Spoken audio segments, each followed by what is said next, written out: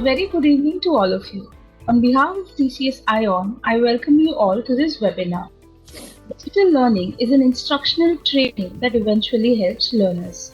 It makes use of a wide range of technology-enhanced educational approaches. It comprises blended learning, flipped learning, personalized learning, and other strategies that rely on digital tools to a small or large degree. Digital learning is meant to enhance learning, not simply continue it via digital means. In fact, the data suggests that merely providing students with access to devices doesn't necessarily lead to better outcomes. But the thoughtful integration of technology to enable students to actively engage with ideas and their peers does enhance the learning experience. It's a nuanced and strategic challenge that grapples with countless tangible and abstract like devices, software, classroom practices, professional development, and collaboration among the many stakeholders, just to name a few. In today's discussion, we'll discuss some of these variables in the form of data, trends, and strategies that educational professionals throughout the world are practicing today. It's my absolute pleasure and honor to welcome and introduce our guest speaker. Dr. Ghosh is a leader with tremendous potential and is a passionate educator.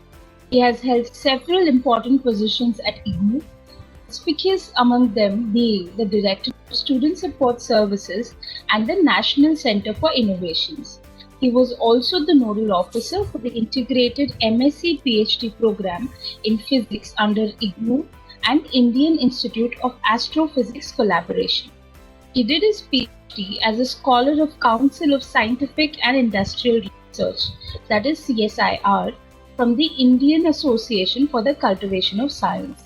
He was the Nodal Officer of Sakshat, the one-stop education portal of the MHRD, and also the chairperson of the Content Advisory Group for Physics and also of the Rajiv Gandhi Project for EduSat Supported Elementary Education. He has co-authored 11 books, 4 in the area of physics published by McGraw-Hill and the PHI Learning. The rest are volumes of Did You Know, which is the compilation of multiple interesting facts and selected innovations in ODL system published by Viva Books Private Limited. Further, he has more than 100 publications in the form of papers and articles in national and international journals of repute. I have personally had the honor of working with Dr. Kosh for over 2 years now, and I am very happy to have you here with us, Dr. Kosh. We welcome you. Thank you, Mary. I thank you, your team, the entire team at TCS for this opportunity. It has always been a pleasure working with you, and I hope we'll begin a new journey through this particular initiative. Sure, sir. Let us start with the questions on the topic that we have for discussion today. We would like to start a conversation today by asking, how would you like to explain what digital learning transition MOOC is, and why is this a critical time to focus on digital learning? Right. This issue of digital learning has been in vogue for quite some time now in the entire globe as well as in our country. But I very much appreciate the use of the expression transition. Now, this transition is apparently from, say, offline learning to online learning, or from offline face-to-face learning to digital learning, but it is a more important transition from teacher centricity to learner centricity, teacher-centric education to learner-centric education. I'll take you back to 1996, the year we had the UNESCO Commission for Education at Paris. And the theme of the commission was learning, not teaching, learning the treasure within, which echoes the voice of none other than Swami Vivekananda, which he spelled out in 1894, 102 years back. Education is the manifestation of perfection already in man.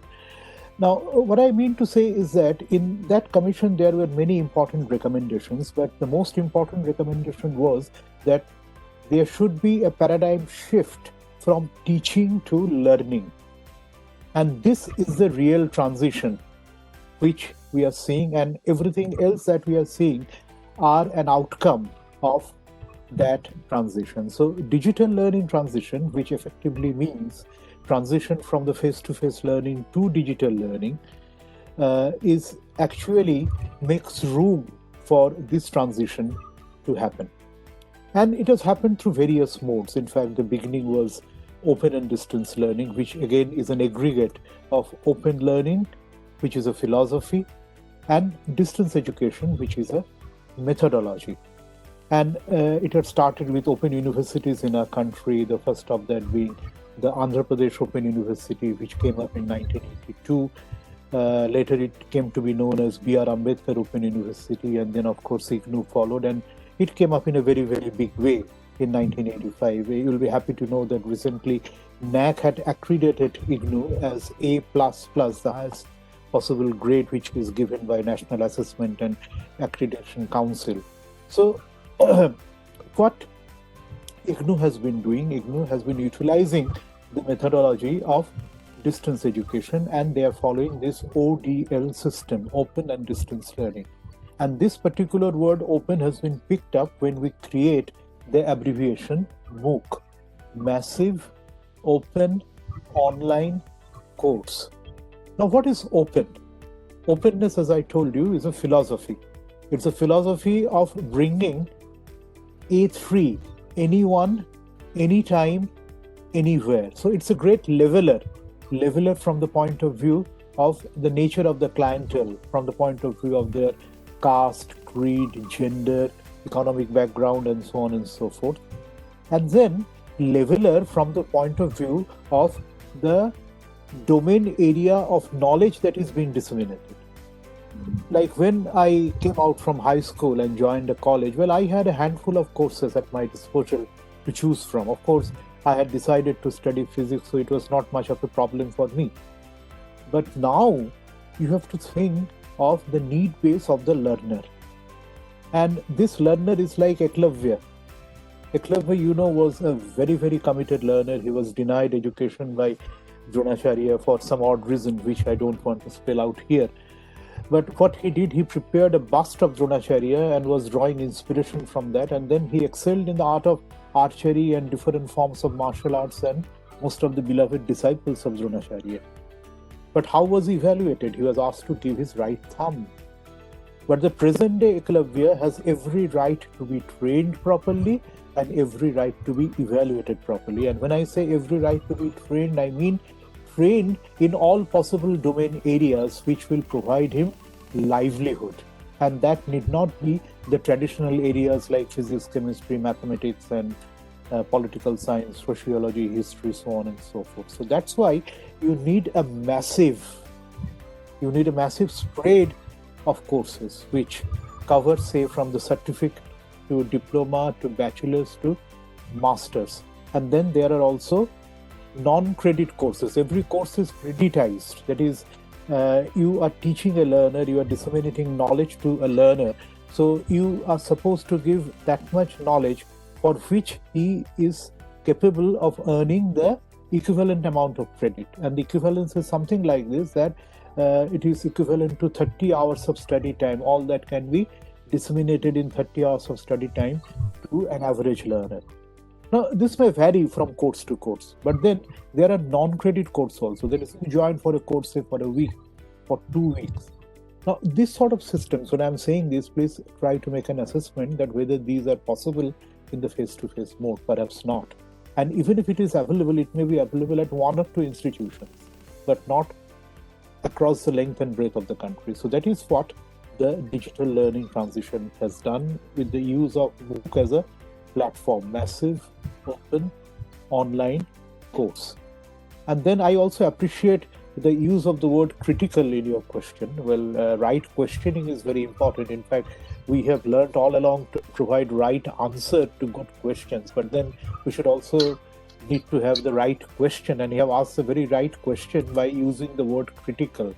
Because as I told you at the very beginning, the digital learning has been in vogue for quite some time now, but why it is critical? Now, it is the pandemic which has made us think that we are unable to bring the teacher and the student under the same roof. for a long time. I think things started happening from the middle of March 2020. So what would be the fate of teaching learning transition? And now people have woke up.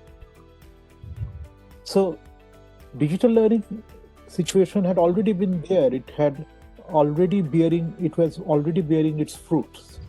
But then we have learned the worth when there is some other kind of compulsion, and that is a critical situation, because we are in a situation where the teacher and the taught are unable to meet under the same roof. So we need a transition, we need a dissemination mode which is online, which may not require the student to be in front of the teacher. So it is a very, very critical time. We have learned it late, but then we have learned it and we are trying to adapt. Thank you very much, sir. I think this critical time that you explained is very truly right, because the transition now, it's not just for the students but also for the teacher at a major scale, because they have to modify their teaching strategies accordingly to the digital platforms. Most studies show that for developing critical thinking skills of the learner's live facilitation is necessary. Is DLT really a viable source of effective teaching and learning model? And if so, could you please share the actual effectiveness and impact of DLT MOOC? Right. Again, you have asked a very, very vital question, a very, very crucial question. And your basic statement is 100% right, that live facilitation is absolutely necessary. And I can spell out with unambiguous terms that this cannot be substituted. The training we get from an erudite teacher who is teaching face-to-face is fantastic. And that experience cannot be substituted by any other experience. Now, with due respect to the entire teaching community, well, in the face-to-face situation, suppose something like digital learning is not there.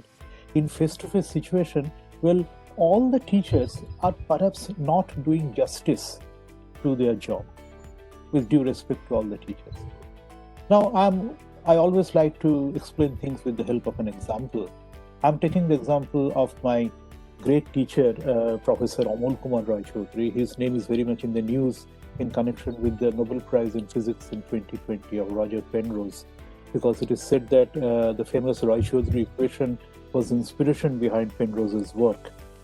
Now, I had the fortune of getting taught by Professor Roy Chaudhary. So we were about 70 odd students in the class who made it to the MSc stage. Now, there might have been another 70 who had aspired for this course but could not join. So was it end of road for all of them? Do they not deserve to be taught by a person like Professor Amol Roy Chaudhary? Now, Amol Roy Chaudhary had been face-to-face in front of us through the classroom lecture, but what the digital transition can do, it can bring Professor Roy Chaudhary live, and it can increase the outreach of students to every corner of the country, even across the boundaries of the country.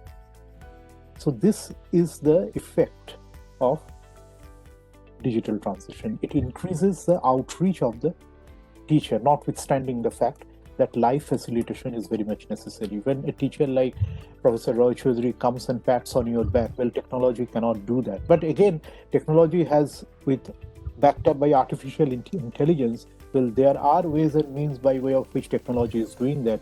If scope comes, we'll elaborate about this. But let us go with the premise that the teacher patting on your back cannot happen through technology in the general sense of the term. So we have to look for alternatives. Now, alternatives are, say, this chat mode, and you are asking about my personal experience. At least in 2 cases, well, I had very good experience. In fact, when we had launched Sakshat, you had mentioned about that. Thanks for mentioning that in my introduction. Well, Sakshat is the one-stop education portal, and that was inaugurated by none other than late Professor APJ Abdul Kalam when he was the president of our country. And through that particular portal, well, we would provide the learner screen sharing, and the screen is divided into four parts. We used to say four quadrants. In the first quadrant, we had the NCERT textbook, but made live. All the diagrams were get drawn. That was made live. The second quadrant was all open education resources, OER. It's a big thing in open education resources.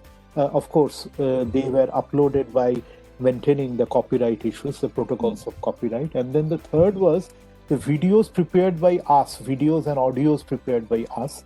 And the fourth was quizzes and interaction. And there were more hits in that fourth quadrant. And I remember, particularly before the examination, of course, students are very much examination oriented, nothing wrong in that. And before the examination, well, there were situations like sometimes technology will play foul.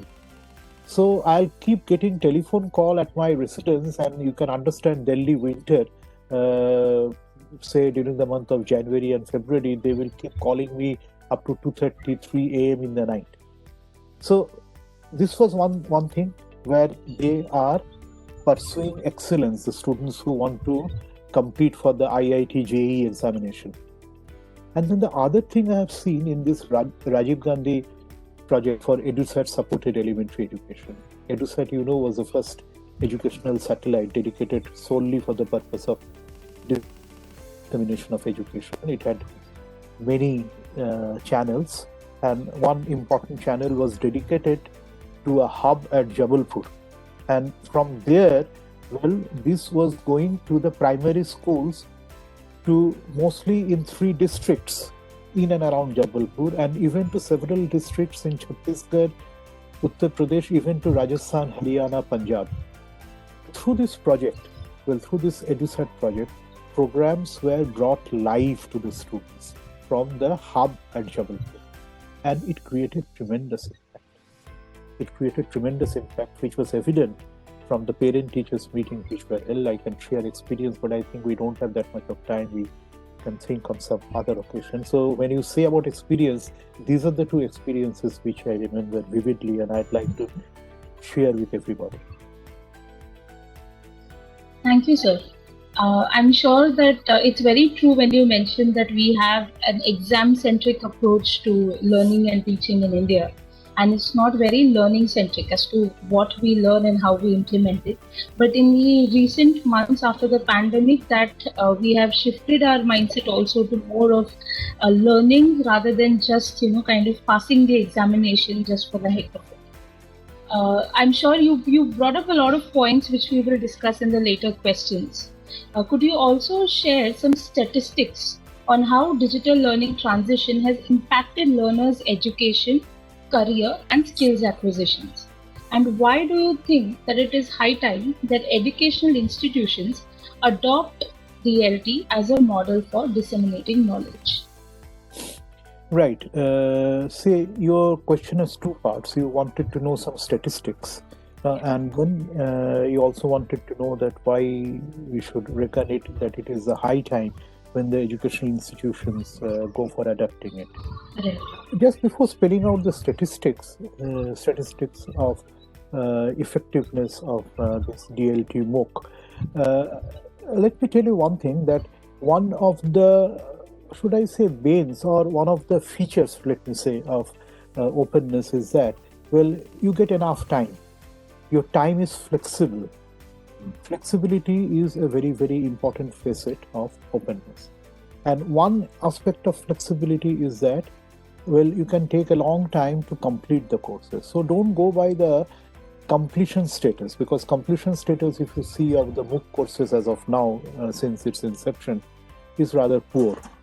So this is one aspect of one element of the statistics. Now, on-job trainees, while doing the job, they wanted to acquire some training. There are people who are engaged in some kind of activity, maybe in the family or maybe at the work, 10 to 5. So these things cannot be done from a conventional institution, and they have joined MOOC. A survey shows that knowledge level increases by 2-fold in every 3 years. So if you are in the job arena, say for 30 years, then knowledge level will increase by 2 to the power of 10-fold. 30 is 3 into 10. So knowledge level will increase by 2 to the power of 10-fold, that is 1024 times. So if I cannot keep my knowledge updated with the level of knowledge existing in my domain area, I'll not be able to function competently. So you have to look for other avenues, and this MOOC is an avenue, and where the learners take the liberty just to learn, as you are saying, that just to learn, and may in some cases shy away from the assessment. So what statistics I am going to present is on the basis of those who have successfully completed. But those who have not successfully completed from the point of view of passing the examination, should not be taken as the criteria. Like a lot of analysis about the West Bengal, but I'm not bringing in any kind of politics. West Bengal election is going on, and a lot of forecasts and other things are going on. But then there are several limitations of the statistics. So like that, I'm mentioning about the limitation. The limitation is my data is restricted to those who have passed different certificate, diploma, etc. courses from MOOC. Now it says that 26% of them have got new job. 9% of them have been able to start business. 3% of them have got some raise in their salary, and 2% of them have got promoted. These are tangible benefits. And as far as intangible benefits, well, 62% feels that there has been skill enhancement. Improvement in candidacy has happened for 43%. Changing careers has happened for 19%, and several others. If you combine all those things, that comes to 9%. So that is a bit of statistics which I can present. And again, why it is high time? Now, why it is high time, I think, has been partially answered through your the answer to your question number 1, why it is high time. Of course, there we have taken the crux to be the issue of pandemic. And all of us are making wishful thinking that the pandemic or the effect of the pandemic will be over, and so we'll come back to the old situation. That is what we are calling new normal. We'll come back to the old normal. Perhaps not.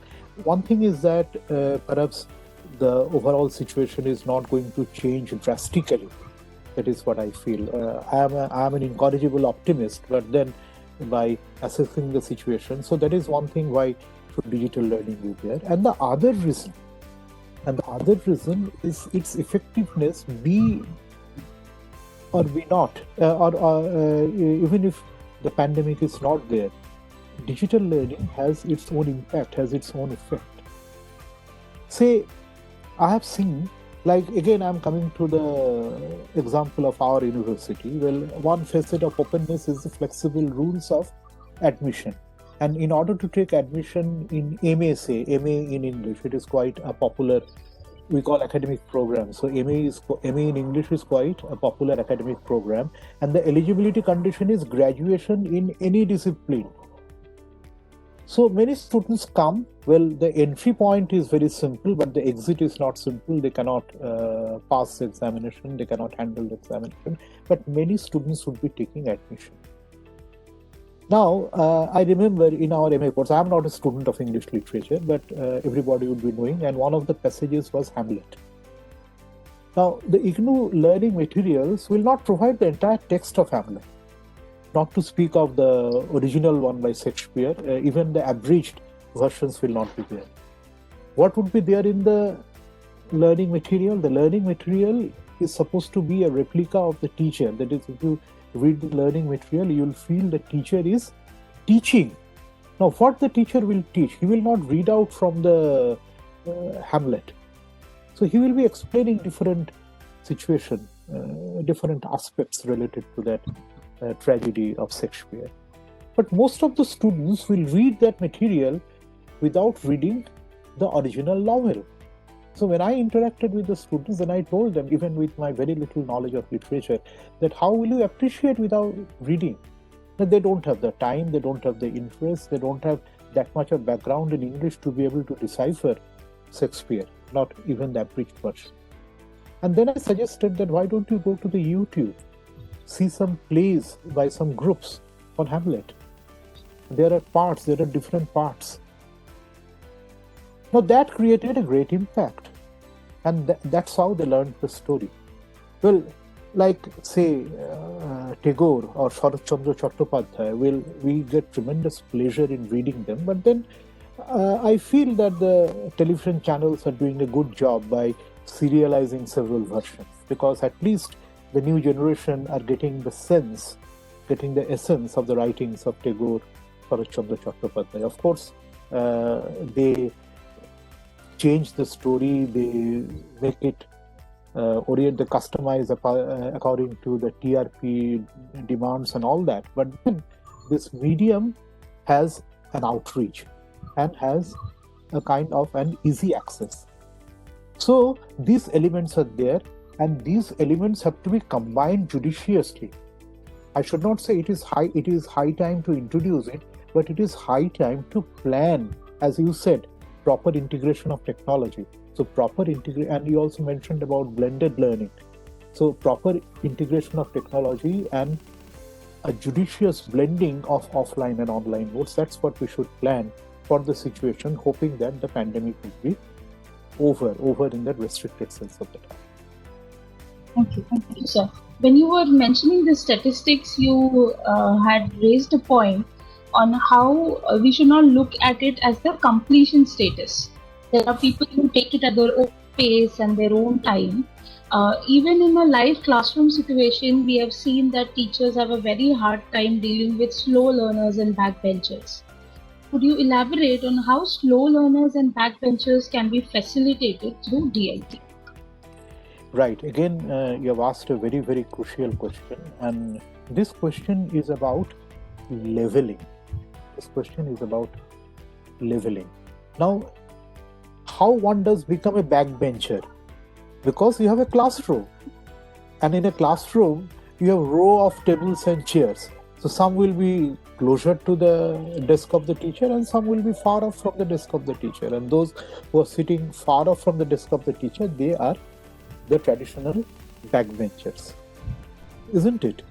So, and suppose even the good students are sitting towards the back. Now, it is just the question of space management. You cannot make everybody sit towards the front. Anyway, we understand the meaning of the word backbenchers. I'm not going to elaborate on that. And slow learners. So, the classroom situation gives a perspective about backbenchers. But digital learning has leveled them all. Okay, digital learning may not be able to level the fast and slow learners, but at least the backbencher issue, which has geometry associated with it, well, that gets leveled by digital learning situation. And this situation, the parents have a lot to do. This situation should be utilized to its advantage by the so-called slow learners. Like when an online class is going on and the teacher is saying that, have you understood? Why don't you raise question? And here comes the importance of raising good questions. So a slow learner who would feel hesitant in the classroom situation, he or she may feel that, well, I may be asking a very foolish question.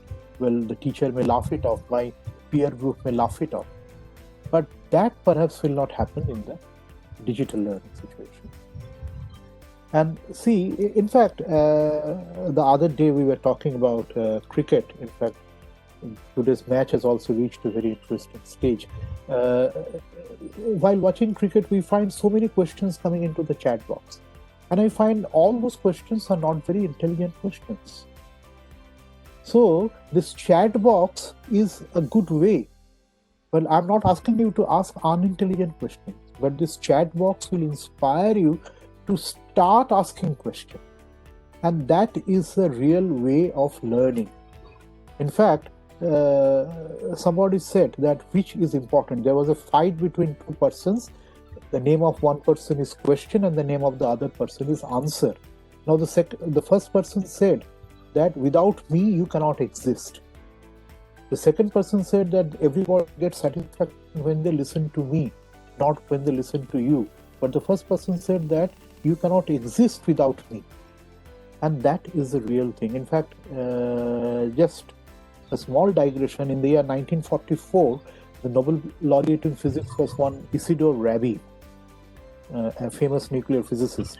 And when he will return home, his mother would ask him, "Son, have you asked a good question today?" So these questioning skills can be inspired by digital learning, and through that, leveling can be done for the slow learners so that they can catch up with the fast learners. And then the method of evaluation can also be changed. It cannot be based totally on rote learning. Now, rote learning is a way where it makes a distinction between the fast learner and slow learner. Somebody who has memorized and is able to answer quickly.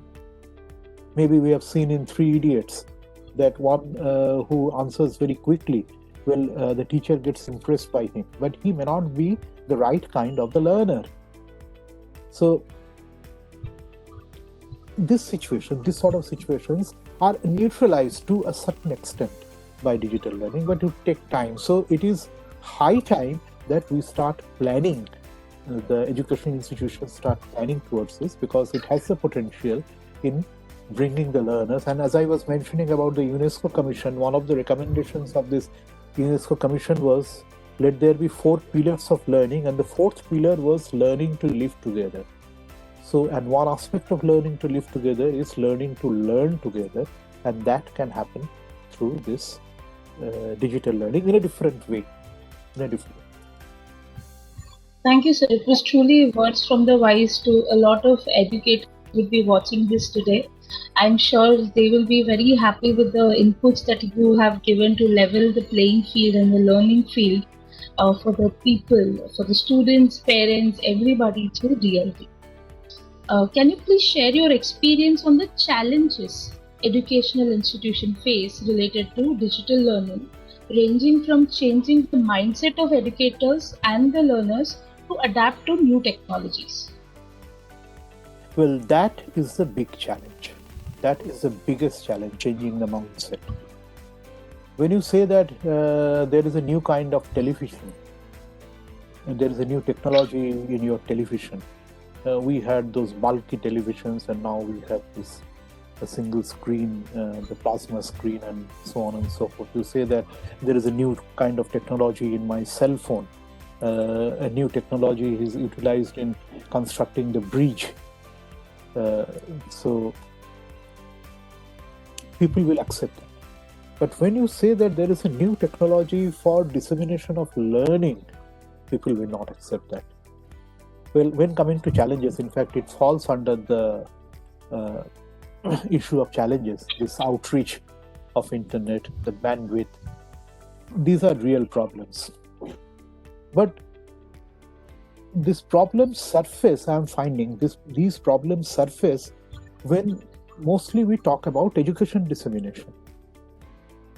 When it comes to downloading, I do not know, I may be wrong, downloading Netflix or something like that through which you watch movies on your cell phone. I've never done that. Now, that comes very handy to the present generation. But when it comes to adapting technology for education, that is, I tell them that you go to the OERs, you go to OAs, OA means open access, you go to the learning modules of NPTEL, you go to the learning modules of the different IITs, and you get a lot of information from there, a lot of knowledge from there, many things are treated. I have learned several things. I use several of them for preparing my lectures. So the biggest challenge is changing the mindset, and this would take time. It would take time to make people realize that the technology can do a lot of teaching.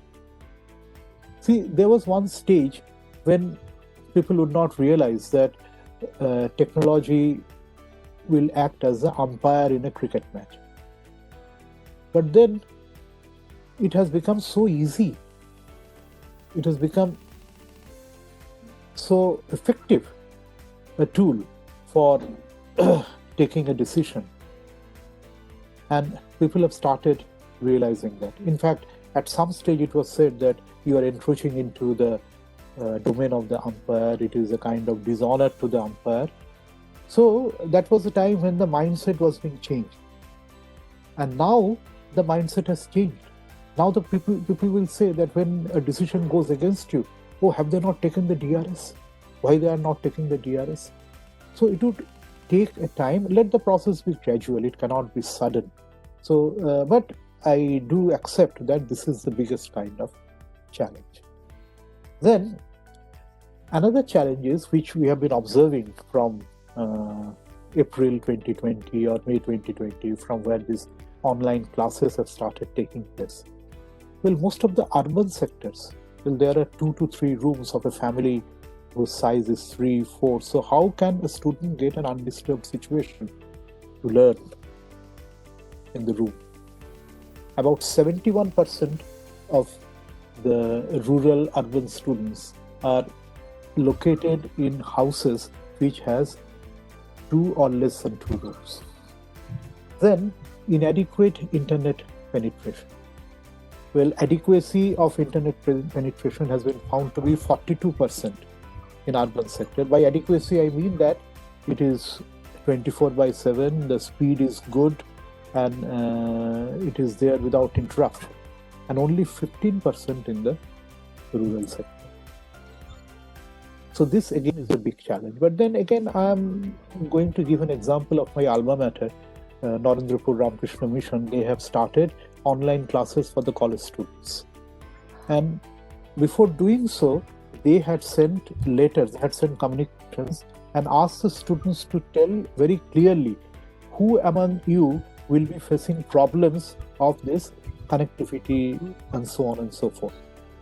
And about 70 odd students out of a total of 400 or so had mentioned about problems. So it's a residential school, so it had made arrangements at the hostels by maintaining all protocols of COVID for their stay, and then they have created, the infrastructure was already there, and so they are doing. So you have to balance, but again, this is a big challenge, and I also said how a particular challenge is met. Then, as I had told about the leveling through digital learning. But then again, this is coming in a little artificial way, definitely, because this also has to be created. The parents would be knowing that my ward is going to a school, so there he or she is learning social cohesion. They are learning family cohesion in the family, but social cohesion they are learning in the school. So that is not happening through the digital world. So that is again a very big challenge. And then one challenge also you had mentioned in your initial introduction when you said about teachers training. Now the teachers training program, the most conspicuous among them being B.Ed, you also have M.Ed or MA in education, several diploma courses like DLT or some courses for the junior basic training, but all those trainings are customized to the face-to-face mode, not for the digital mode. And all of a sudden, the teachers are asked to train in the digital mode. And as you have very rightly pointed out, the digital training is not really just a lecture or giving a lecture in front of a blackboard and that being video shot. It's not just about that. So this again is a big challenge, that how to train the entire community of teachers. And you had very rightly pointed out at the very beginning that it is not a transition only for the students, it's a transition for the teachers. So how to make that happen, that is again a very big challenge. And this is interfering with the issue of parenting. Because these days again, another situation is there. We have, in most of the cases, we have nuclear family. So family cohesion is also not taking place in the way it used to happen, say 20 years or 30 years back.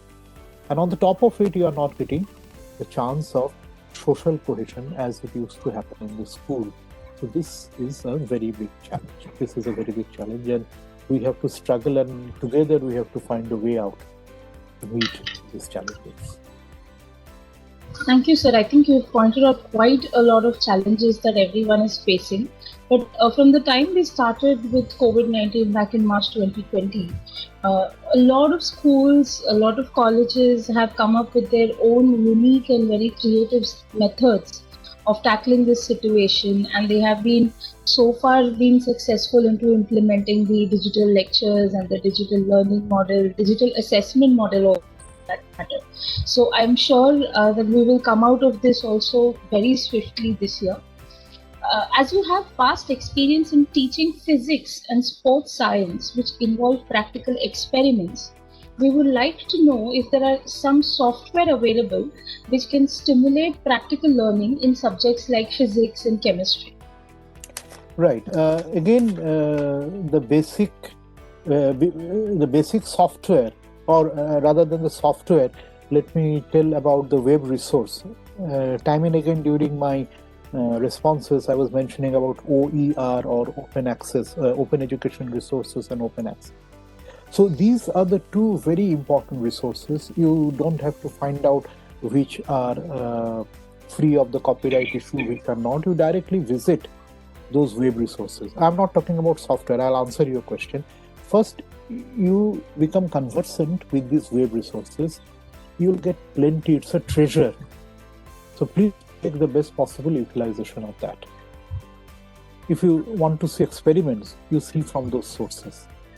Like one experiment about which we had all known, this Guinean feather experiment, the famous Galileo's Leaning Tower of Pisa experiment, and from which he could arrive at the law of falling bodies. Now, in order to do it with exactitude, you need a perfect vacuum. In fact, in Pisa, well, wind keeps blowing. You cannot do that experiment from the Leaning Tower of Pisa. But that was created in a laboratory. It's a fantastic experiment. In fact, it was a chamber of the size of a room, and so it is quite big. But it was evacuated to the order of 10 to the power of minus 6 millimeter of mercury. It's a great achievement. And there the experiment was performed. It is available on the YouTube, and I'll request all the students to see that. So this again takes me back to a linkage with the first or second question which you asked, that this experiment cannot be replicated at any institution. Even without the pandemic, one should depend on such experiments, the videos of such experiments on the YouTube, to see that. And first, you try to make yourself conversant. You start watching experiments.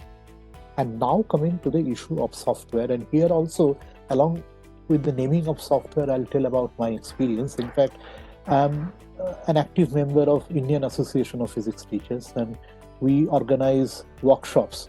And these workshops are a good aggregate of theoretical as well as practical exercises. And we have been doing that. But then what would happen in 2020? In fact, how we can conduct workshops with experiments. So there, and I'll name particularly 4 software: Video Tracker, Image J, Firefox, Audacity. These are the 4 softwares I have used. There can be many. And with the help of these softwares, well, you can perform experiments. Now again, there is a catch in my statement. When I say that you can perform experiment, like say an experiment with an electrical circuit. So you don't require motor skills for doing that experiment. But say for doing an experiment in optics, like we were using spectrometers and leveling a spectrometer. There used to be massive spectrometers, and now there has been reduction in sizes of the spectrometer. But whatever might be the sophistication in the design of spectrometer, we're leveling it. And there are 2 aspects of leveling it. One is called leveling for receiving parallel rays, and one is for sending parallel rays. Well, I'm not going into the elaboration, but this requires a motor skill. You have to do a very good hand-eye coordination. Similarly, for an experiment in optics on an optical bench, well, you need to master the art of doing alignment. Now, all these things can be simulated, but then we should remember the restriction till date, or at least it is not known to me that how these motor skills can be disseminated through the software. All that the software can do, it can show you, it can simulate. Now, when it comes to experiments with electrical circuit, we had done a lot of experiment with pendulum. So that could be done very effectively, and readings can be taken by the students using these softwares. But when it comes to such experiments, like if you cannot focus the microscope properly, if you cannot focus the telescope properly, well, how can you see? And for experiments in astrophysics, where you are looking at the cosmos, now you want to do an experiment with a sample which you can see. Of course, you cannot see well with the unaided eye, so you are using the microscope, but still you have a feel. But when you are doing an experiment with the cosmos, you have to depend solely on the telescope, its focusing, its alignment, and so on and so forth. So these might have got mastered, but it's not known to me. But these can be simulated. But when it comes to doing standard experiments with electrical circuits and so on and so forth, these are extremely effective. But you have to be patient. You have to take readings properly. And you have to use these softwares for drawing the graphs, doing the calculations, and then you will be able, you will get the pleasure of doing the experiment. And you had mentioned about sports science. Of course, sports science can be understood very well through these softwares. Like, say, while watching the match, we can make out how many deliveries were short pitched, how many deliveries were good length, how many deliveries were Yorker length, and you can exactly see. But how to face that delivery, of course, you have to come down to the field and play. That cannot be done by the software, but all that the software can do, you can very well see how a good batsman is using the crease, how a good batsman is taking stance. By taking stance, how one is locating his off stick, how one is locating his middle stick, how a bowler is using his steps, all those things. And you can also make an assessment of the reaction time. See how much reaction time a wicketkeeper has to take a sharp catch. So these things can be done very adequately through this software. But you should remember that if you want to master that, you have to come down to the field. So this is all that I can say, and you can please explore. I have named only 4 software. I repeat them: the video tracker, Image J, Phyphox, Phyphox, and the Audacity software. But you can definitely, and I'll also look for more softwares because these are the ones which I have used, and these have been found very effective. And on the top of it, we have conducted examination, practical examination of students, and I have not actively taken part in the process of invigilating the students, or what is known as proctoring the students, but that also can be done using artificial intelligence, and practical examinations can be handled. We are going to send a publication. This is a sole experiment we have done. Experiment means experiment on how to conduct practical examination through our voluntary organization of Indian Association of Physics Teachers, and that has been quite a successful experiment. Thank you, sir. I'm sure that the softwares that we've mentioned, the people watching this can go out and try it out and give your comments to us as well. One interesting thing that I have to say, an expert like you making examples using cricket, and your love for cricket is something I'm sure all the viewers will be able to relate to and understand the examples as well very well. Before we move on to the next question, you had mentioned quite a few challenges, amongst which you said that a pat on the back is not possible, and social interaction is very limited in the DLT.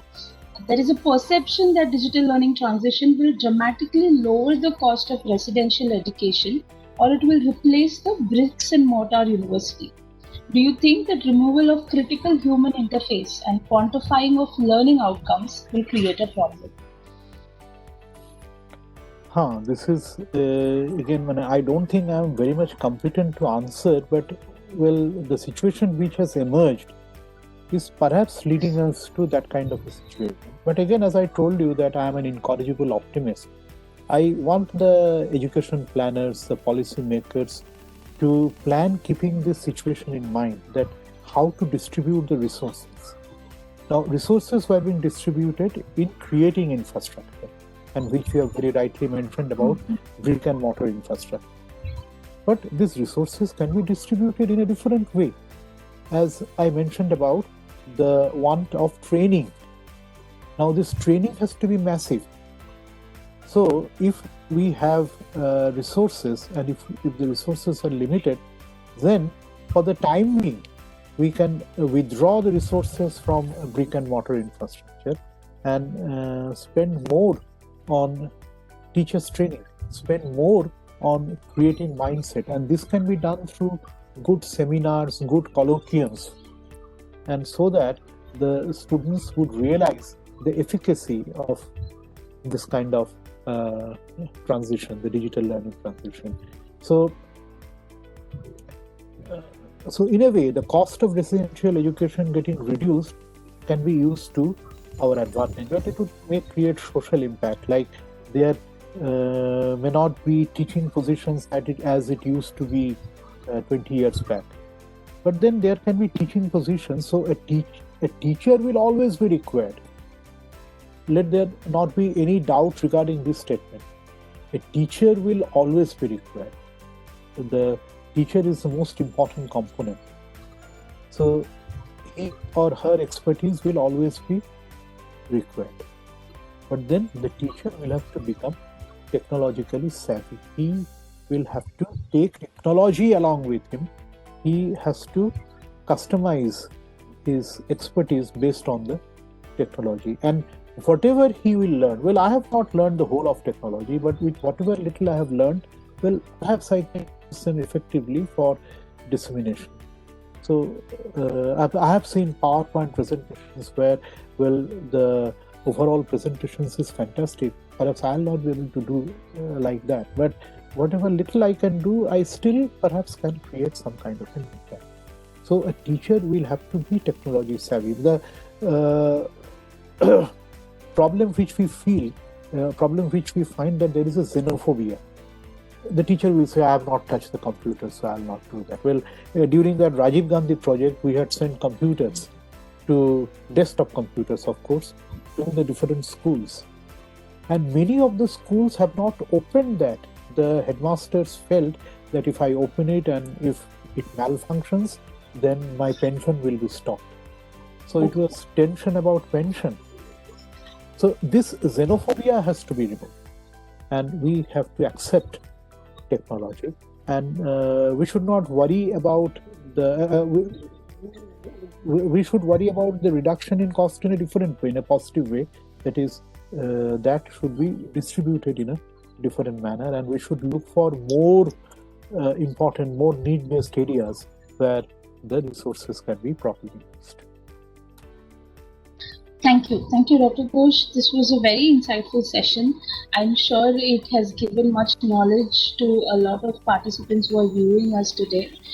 Can you very quickly share your closing remarks and key takeaways for the audience on DLT?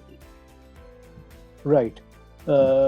By closing remarks, well, if I need to sort of plan them, I first tell about the use of the word transition.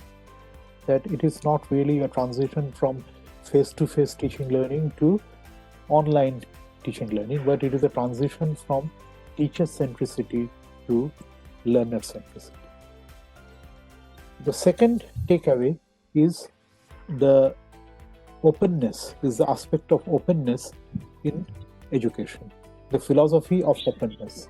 Like, we should go for a holistic approach towards education. I'm studying physics honors, but my total concentration need not be always towards physics. I'll have to grow with the subject, I'll have to see my surroundings with the subject, and whatever else is coming along with the subject, I'll have to take it with me. So this is doing justice to the fourth pillar of learning. It was said that it should be learning to do, learning to be, learning to know, and learning to live together. So this fourth pillar of learning is very, very important, and that we should do. And the third takeaway is balancing. The word balance is very important. There can be a situation, now you have to balance between the offline and online learning, and which can be very well done by blended learning. So how judiciously things can be blended. Say, if you want to convey personal experience, if you want to convey personal experience. Now, sorry, what was MS Dhoni doing when he hit the winning shot in 2011 World Cup final? So you can write 1,000 words on it, but you show that particular shot. So there, video happens to be more effective. But if you want to do a complete analysis with mathematical expressions, mathematical equations, and so on and so forth, then it should be the text. And likewise, so I am talking about the different components of digital learning, and then how these components can be judiciously blended with the offline mode. So this is the third takeaway, and perhaps the fourth and final one is your judicious distribution. Again, balancing of resources and planning towards a future where we'll have to take all these things along. Thank you, sir. You very quickly summed it up in 4 main points. I'm sure it could have been very useful for everybody who has been watching us today. In closing remarks, digital learning transition is not just a transition for a college or an institution, a learner or a teacher. It's rather a transition for everybody, including parents and us as an individual, focusing more towards learning outcomes. Thank you, everyone. It was a very big pleasure for me to be with you today, and also with Dr. Ghosh with me here. Until next time, this is me, Mary, signing off. Thank you. Same here. Thanks for the opportunity.